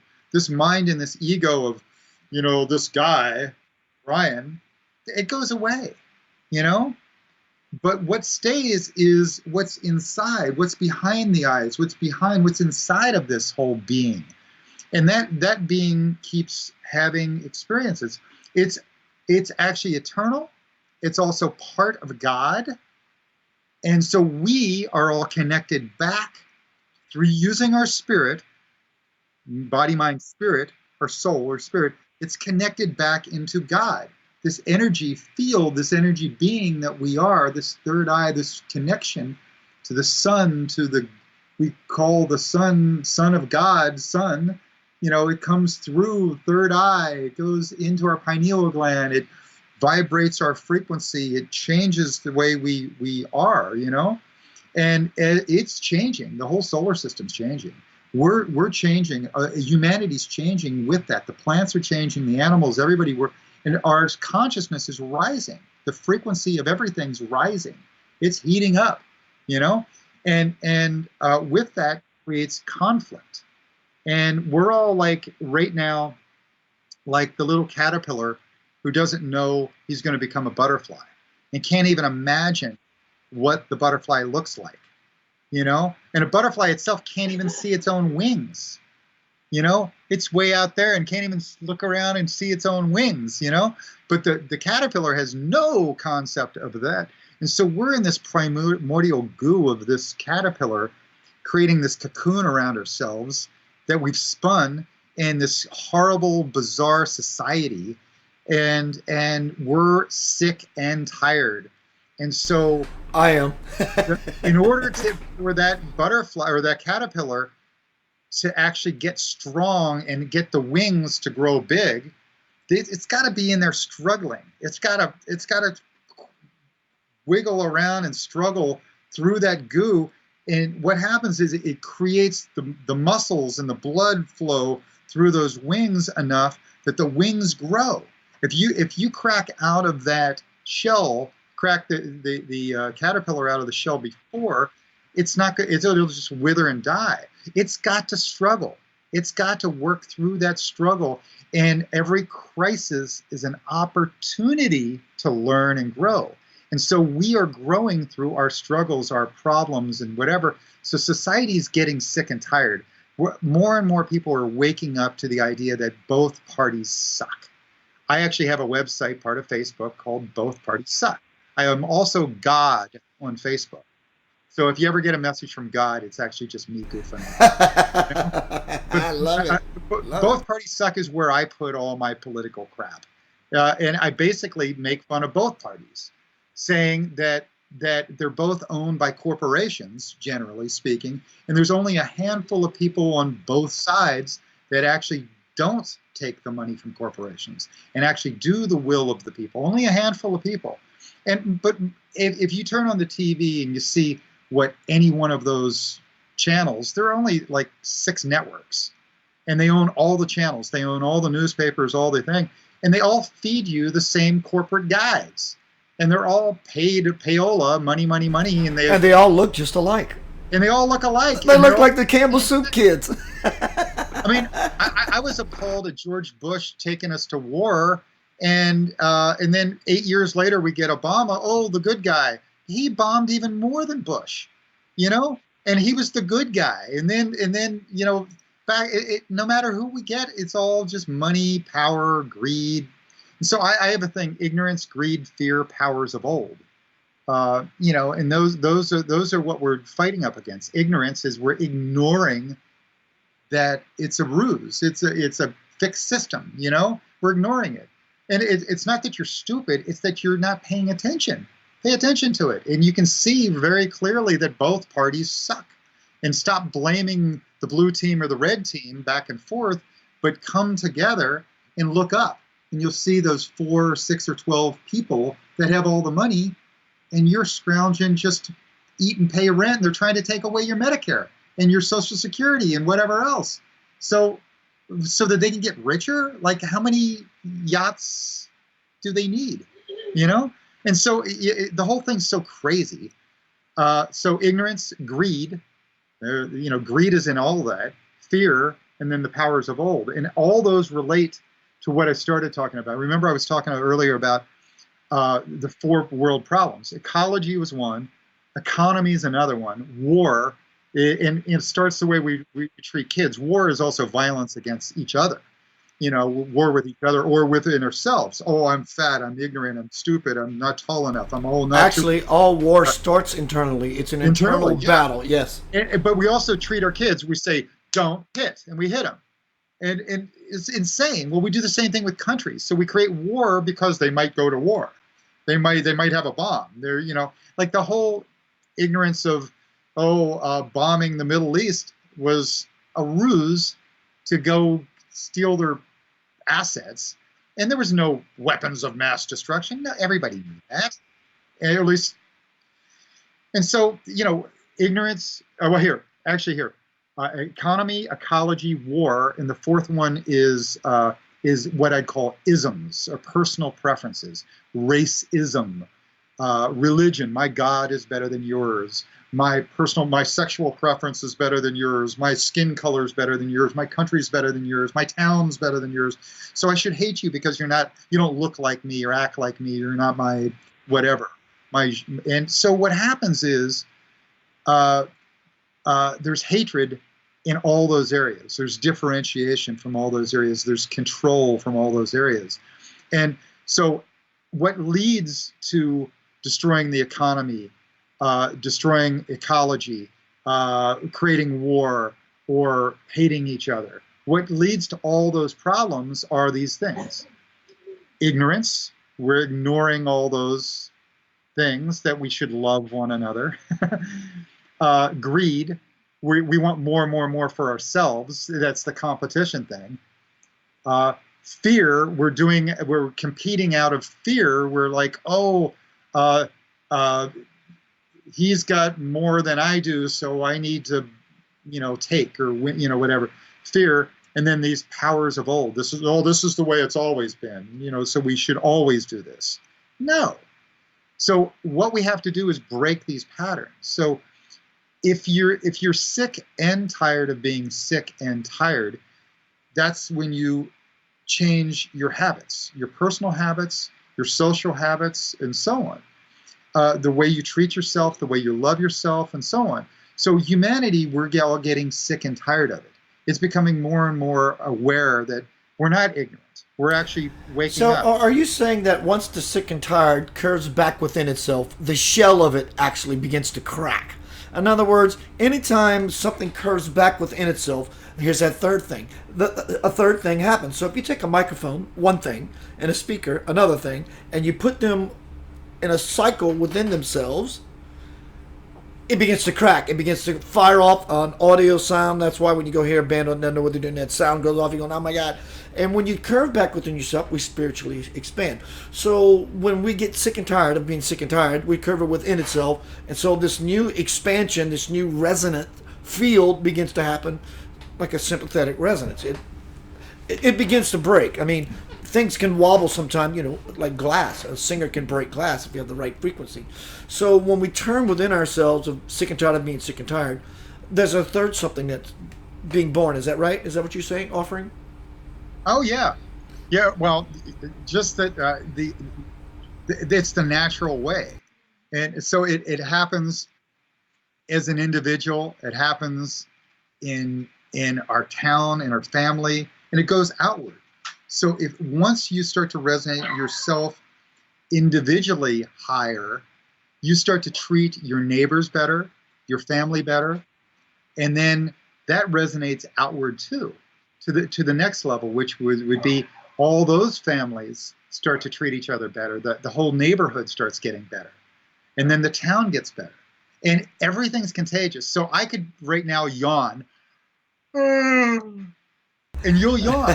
I got Right? to now. It's all contagious. I can laugh, woo, and you'll laugh. You know, it's all contagious. So your energy, raising your frequency, can be contagious to everybody. If you have a dog or whatever, and you walk in full of anger or fear, the dog will be barking and angry and full of fear. You know, and same thing with your relatives, your neighborhood, your relationship. A dog will chase you if you're in fear of it. You know, if you have no fear, the dog won't chase you, or no big deal. It's the fear that comes. And so same with the joy. If you have the joy, if you have the inner peace, if you're at peace, like you say, you probably in Memphis at times get into situations where you're in an odd little situation where you could be robbed, or something bad happened to you, and if you walk with total victimhood, then you'll be a victim. But if you walk with total confidence and peace, you're not a victim. So it's the same way, right? No matter if someone could be potential your enemy, they know an ally when they see one. And they don't have to say, oh, that's an ally, and they consciously see it. On some level, they say, that guy or that girl over there is cool. And they know vibrationally that you're an ally, so you become somewhat invincible by being erect, by being upright, by standing in a space of balance. I've seen this so many times, such bad situations. You know, Carolyn Mace, she's a medical intuitive, phenomenal author, very, very popular. Yeah, she's gorgeous. She said that her and her girlfriend many, many years ago were in the streets of Chicago riding in a car, and all of a sudden this thing was going down in the street, a few cars in front of them, and they thought it was a parade, and it turns out it wasn't a parade. The cars were people were being pulled out of automobiles and being beaten with bats and crowbars and all this. And so when this dawned upon both of them, of course, there's a gulp. And the passenger of Callan Mace said, oh my God, teacher, what are we going to do? She goes, we're riding in a parade. Just see us riding in a parade, having fun. And they pulled out the people in the car in the front. They pulled out the people in the car in the back. And Carolyn and a friend just became invisible to the whole experience. So when we walk, like you said, with that kind of confidence, that air about you, there's such a vibration there. Often you become invisible, like we talked about earlier when we just got lit on fire after seeing that divine woman who was a student of Satya Sai Baba. When we got to that space, 22-minute ride to the event only took 8 minutes to come back. So there's a power that happens when, as we turn within ourselves, when we take what we know as us and we turn it within itself, then something else begins to happen. Until then, really nothing happens. Well, you've had those moments when you've been driving the car and something dangerous happens to where you almost wreck, and time seems to slow down. Like you can see those 5 seconds of sliding on the ice towards another car as 3 minutes. And you went through all the processes to get, and you ended up pulling it out at the last second. You've done that before, right? Yeah. I have. Tell me one. I have. Yeah. I still do that, and and like anything, Brian, being an audio engineer, music producer, drummer, and whatever else you dabble with, being a guitarist, singer, vocalist, radio show host. After you do things for a while, like that moth, soon to be in the cocoon, you start working these muscles and expanding these spiritual muscles, and you start living your life by default of whatever is your craft. Once you get to a certain space, you don't have to effort anymore. I've learned my craft. Let me tell you, a brain surgeon doesn't know shit about brain surgery until he puts his hands literally in gray matter. That's all theory he's learned. Because, since medicine has been happening for so long, there are great books and they're refining them. But nothing prepares the brain surgeon for surgery until he literally puts his hand inside someone's head. It's be like learning how to drive a car by reading a book. Yeah, or music theory by learning the theory. Yeah, music theory is powerful, but once you learn it, you don't go, okay, now I'm playing in G minor and I can do a harmonic minor this and this. You don't think about that anymore. It's just, in fact, the theory now becomes in the way. It's an obstacle. It's like, I've mastered the craft. I got everything I need. I got the fundamentals, and I think one of the fundamentals should always be keeping it fun, because that keeps you in joy, what keeps you in spirit, what keeps you beyond the ooh, ooh, ah, ah, monkey mind. Because when you live in joy, you live in happiness, that kind of peaceful bliss, like I was sharing a little earlier. When we came back from that spiritual event, time simply dissipated. You go sit in a doctor's office for an hour. It feels like eternity. Brian and I have been sitting here for 2 hours, and it's like, I thought that was 30 minutes ago. This is not just some strange phenomenon or just trying to make a puzzle. This is a very real shift in consciousness. Have you ever listened to Thelonious Monk? How do you say that? Thelonious Monk? Isn't that his name? I don't know by name, at least. No. You're kidding. It was like 1950s or 60s jazz. All right. Enlighten me, bro. Monk. Thelonious. Thelonious Monk. Thelonious Monk. And in 1940s till 1973 is when he was active. And he was a jazz pianist. And I would love for you to type his name in, Thelonious Monk, and see some of the videos of the chords he was playing. So challenging, because he broke all the rules. He's African American guy. Amazing. Yeah. And broke all the rules. He changed jazz altogether and took it to a whole nother area. I'm gonna definitely check him out. Yeah, and I'm shocked that you haven't, because wow, right? The root of what is done in jazz is also in blues and then rock and so on, and he took it further than anybody. And I'm kind of ashamed that our society sells out to the lowest common denominator, and I would like to challenge everybody to raise their frequency. It's almost like the music we listen to is so basic. The programs that we're making music with now are so basic. Literally, anybody can make music now. I could make 3 crappy songs in the next hour and upload them somewhere, and it's one of 3 of millions that happen every hour that are released every day. And no one's doing it with the passion they used to. Because do you remember when Memphis had only like 10 great studios or whatever, recording studios? It cost money to get in those. You couldn't just do it on your laptop. There wasn't a laptop to do it on, and a USB mic. Instead, you had to raise money, save money, and when you showed up at the studio, you were serious. You had already figured out the songs, you worked the band out, you're ready to go, and the music. And on top of that, you hired, in purchasing that studio time, along with it came someone who was a master of their craft in capturing the tones, the mixing, the moving of the mic, because they've been doing that just as long as you've been whittling on your guitar trying to write music.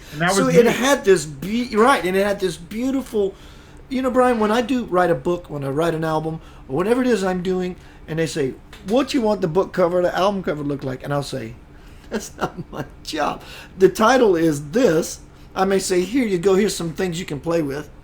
But I don't want to tell you what to create. I want a co-created effort. I'll say, you go ahead and create the prototype just by the few words I've given you. And that's where I like starting. I don't like influencing other artists, I don't want to influence the sound engineer at the board to tell him how to do a job if I'm going to play a bass part and do some backup vocals. I don't want to interrupt his craft that he did himself, because to me that adds to artistry. And today it is just so shallow I could put on a Journey album, a Boston or Styx, or even old country when it had heart and it came from a space of really, really creating the music, the song feeling. of our life, the feeling, absolutely. Well, people were playing together back then much more than they do now. Now, now you obviously have made a lifetime out of playing with other people. And you know what I mean, because if you had to plug into somebody's laptop in someone's living room or bedroom, put on a pair of headphones and overdub the bass, there's no passion there. You're connecting with a drum machine, right? There's no feel, there's no flow. Uh, I- all, There's no almost human. all the, There's almost no all the music right? that I enjoy producing is music that tempo changes. There's no click track. Tempo changes all over the place. We play together like you do live, and you end up going for it. Most of the great singers that I work with now literally can play their instrument and sing the final vocal while the band's recording in one take, and it's so rare. That you're absolutely right. That's rare. You can put Keith on a live mic, and I got a bass, and I got some volume, and I got a drummer just freaking getting in there. The guitar player's ripping. I sound good. I'm a rock star when I come on that stage. But you record that, and you play it back, it doesn't sound as good at a lower volume. So I'm supporting that. It takes someone truly crafted, someone truly blessed, gifted, on the mark with whatever they're doing. When you get into the levels of multitasking, especially singing, because singing is this, man. Singing is coming from that place right there. Playing is that as well, but playing can be a little easier to not go as deep. But when you can go so deep that you pulling this out and somehow have a multifaceted awareness that you can do that thing at the same time, that is truly connected. So when we say inspiration, and that's what it is, passion and inspiration, in spirit. You and I love to rip the words apart, don't we? In spirit. You're in spirit, and you're literally allowing the spirit to come through you. Most of the time when you're really in that place, you don't know where your fingers are going. You're just doing it. Yeah, you go further. Um, Brian, when I'm in that place, what I know as me does not exist until I bring myself to the awareness, because now I got to say something to a group or ask something of the band member. But when that song starts and I take my shoes off, I'm just gone. My body moves how it wants to move. I raise my guitar, I spin it around my head, stand on my head, whatever. So yeah, the part that I know of me completely disappears. So how often do you see people in society being in that place of inspiration with anything they do? Most people are just trying to be safe. They don't take the challenge to inspire themselves or let the spirit come through them in their lives. And they aren't taking the chances. They aren't letting it come from spirit. They're just doing what the normal thing is. And if you take a look at the programs that make music, it's all old drum loops, copy, paste, stick it over here, or stick another one over here, and press a couple buttons. There's a good sound, and here's a simple little bass line. And it's all so regular. It's the same 1-4-5 sequence. It's the same crap. I mean, blues music has not changed much over time. It's still about the same thing. Country music it turned into rap country.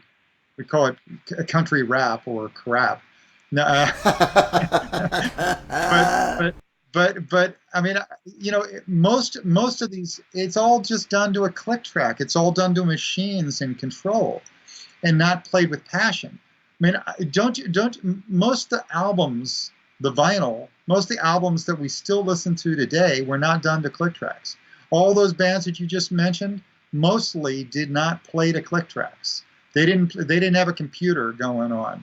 They were playing music. They were singing music. They were passionate about that. And all the great blues, it was not done to a click track. You don't want that. I know B.B. King, I doubt ever recorded to a click track. He probably didn't even know what that was. Brian, go ahead, brother. I'm sorry about that. Years ago, I got the chance to work with George Jones, and he demanded literally every instrument, every background vocal, everybody be there all live. There was no overdub at all, nothing. And we've got him set up in this one little booth, and there's a piece of glass in between them, a sliding glass door, and there are 3 background vocalists just right on the other side of the glass, watching his lips, and they're singing and cutting off the other 2 background, all doing it together. And the violin player, a string quartet, piano, synths, 2 acoustic guitar players, electric guitar player, lap steel, bass, and drums. It was massive.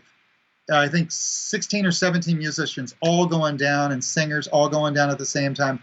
And literally, I'm freaking out. Ugh. Hit record. It all goes down. I hit stop. They all walk in. We listened to it one time, and they're like, he said, "That's it. Let's go home now." That was it. That was the record. One take. That must have been humbling. It's so fantastic. It's so passionate. And everybody was just on the edge of their seat. You could feel the energy. If anybody would have screwed up, everybody would have, looked at them. Oh, it's them. So there was so much passion. All the pros came up to this level of, let's be as incredible as we can, and they all were. So that's the passion. How many jobs do people do that they pull up that much passion? And I've seen you play music. You've got it. You pull the passion out. That's inspiration in spirit. Brian, at first it did take what I would call, and so, what you just said, like I have to go in there because I want to have fun, and I'm in a band, and I like the band, and the band is very popular. So, but now I don't have to pull the fire out. It consumes me. It literally just takes over me. It just consumes me. And in that place is everything you and I have been talking about. When? Now. And that's just music for me. You put a bass guitar in my hands and a good solid drummer in a rock band, and I fall into a space that is beyond explanation.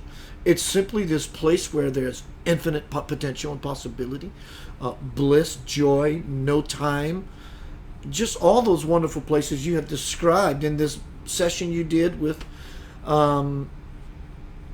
George Jones. Is that what you said? Yeah. George Jones. Wow. Yeah, so that place of being in that moment, how can we be there at every moment? It's really making a choice that yum or yuck. It's do you want to be present? Now I've lost a couple friends over the past years, and when you realize that they were as healthy as you and now they're gone, how many more breaths do you have? How many more decades do you have, or years, or whatever? What are you going to do with it? What are you going to do with it? And so every chance you get to write or to play or to talk or to share or to love or to care or to give, do it with that now. Do that with that passion. Do that with that inspiration. And I challenge all of us to do that and to really be thankful. I mean, I live right near the beach, and I don't even go there that often. And when I do, I get lit up like, I have to do this all the time. What am I doing? I'm 2 miles away. I need to go there all the time. It just feels so good. Watch the sunset, And so a lot of us would rather be on Facebook than watching the sunset, or at least that's what we choose. And then we're in argue, blame, and complain mode. It's their fault. It's their fault, and we're not taking care of ourselves. I mean, so if you want to spend all your breaths doing things that distract from your inspiration, your spirit, well, then that's your choice. That means you're getting sick and tired. And if you're not sick and tired enough, maybe do it some more, or do it a whole lot. So much so that you're so sick and tired that you're sick and tired of being sick and tired, and that you're finally make a change. And so ultimately, that's what we're looking for, is change. Is what patterns are working for you? Let's do more of that and bring yum. And what patterns do you want to remove and get rid of and throw away? And what's bringing us stuck? Yeah, bro, because I love that you said if you're not sick and tired yet, do everything that makes you sick and tired. In other words, gorge yourself. Now is the time. You know, you If you're can not choose. fat enough, get fatter. You're get right. get to Right. one cheeseburger away from a heart attack, and then you'll Yeah. finally go, "Oh, I better wake up." Or Right? I just simply had enough of this experience. It's old news. You know, everyone's life by nature is ongoing change. And so when we try to stop the things that are changing, it brings up trouble. It brings up karmic trouble, and it may take 28 years for you to complete this pattern. If you don't complete the pattern, it's going to say, remember Do it me? again. And so you go back into the cycle, back into the Wash, cycle. rinse, and repeat. Brian, we into this 2 hours. I need some substantial food. Let's do this again soon, All as right, we let's do. do it. Anytime. Leave us with a firecracker, man. Enlighten us. Uh-oh. Give us something really good. Well, you know what I said was, I said what the four world problems are: ecology, economy, war, and isms.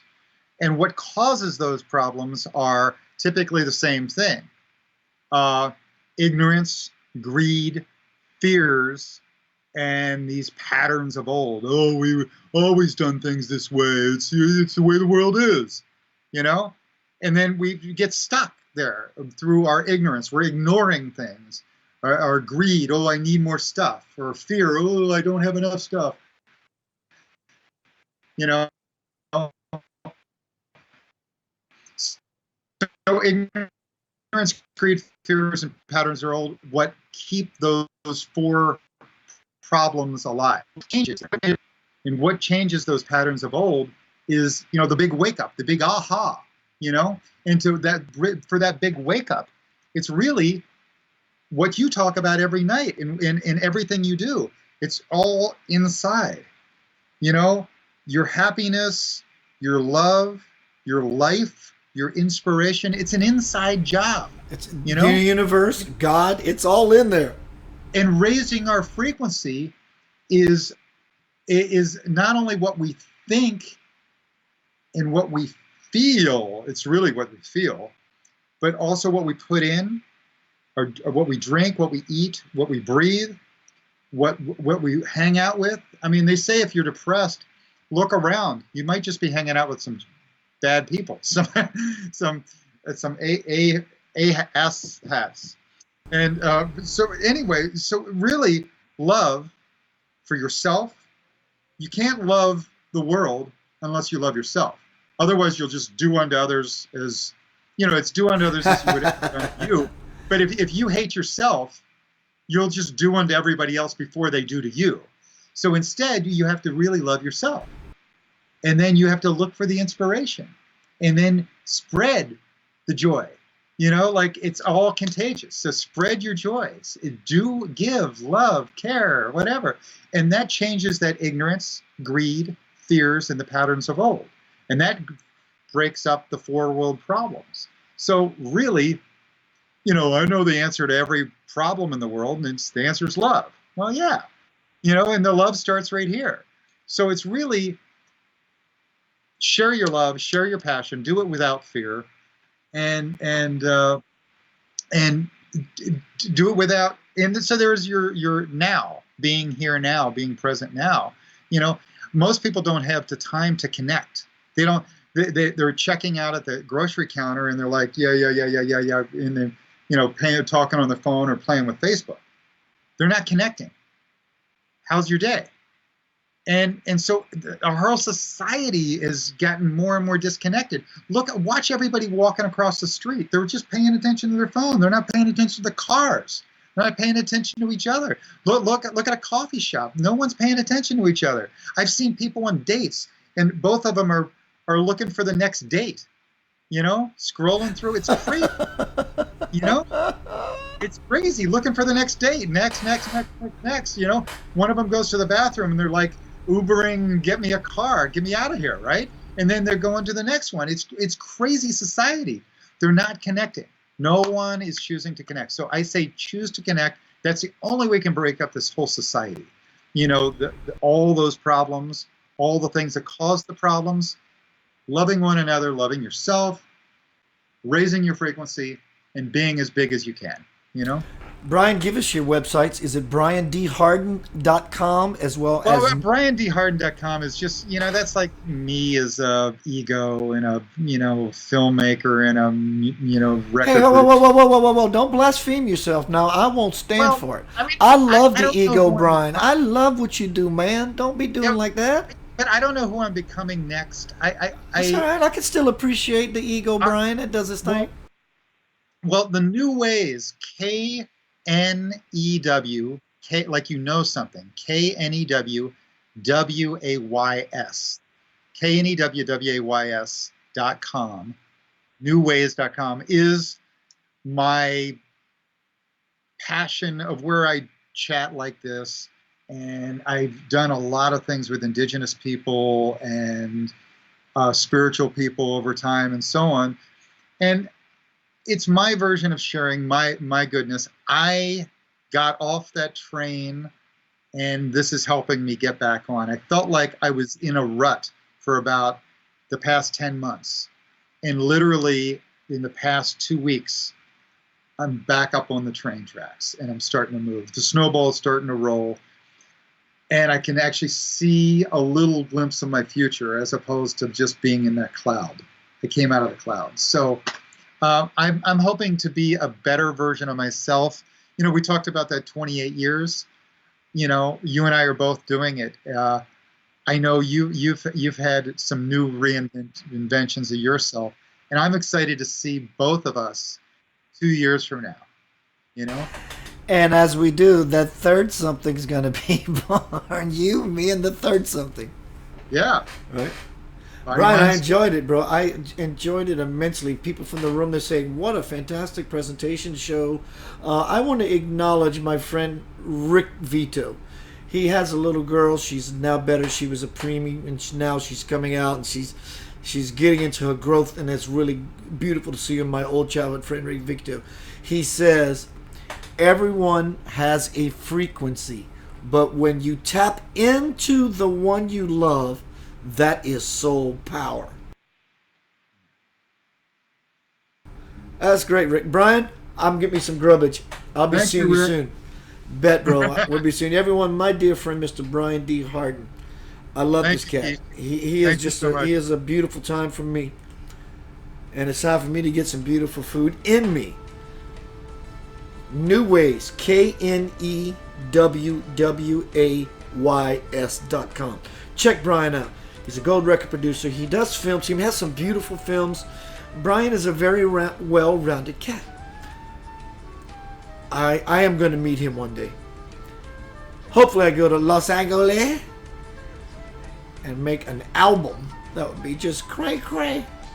Keith Anthony Blanchard here. See you real soon Thursday night. I don't know who I'm interviewing, but we'll get to that. I'll see you Thursday night. Peace, love, and always remember, you got a choice. Living the light.